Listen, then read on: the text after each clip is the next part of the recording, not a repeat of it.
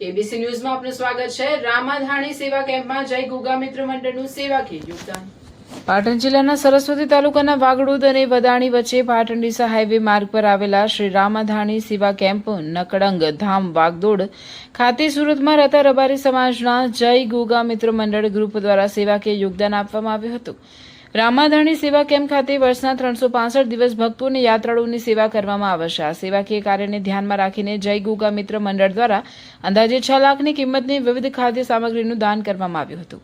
મંડળ દ્વારા 15 ડબ્બા ઘી, 49 ડબ્બા તેલ, 50 કટ્ટા મગની દાળ, 47 કટ્ટા ચોખા, 400 કિલો ગોળ, 50 કિલો મરચું, 10 કિલો હળદર, 100 કિલો ચા, 4 કટ્ટા તુવેરની દાળ, 10 કટ્ટા ખાંડ, 4 કિલો જીરું, 2 કિલો હિંગ, 2 કિલો ચાનો મસાલો, 1 કિલો કોફી અને 20 કિલો લસણ સહિતની વિવિધ ખાદ્ય સામગ્રી અર્પણ કરવામાં આવી હતી।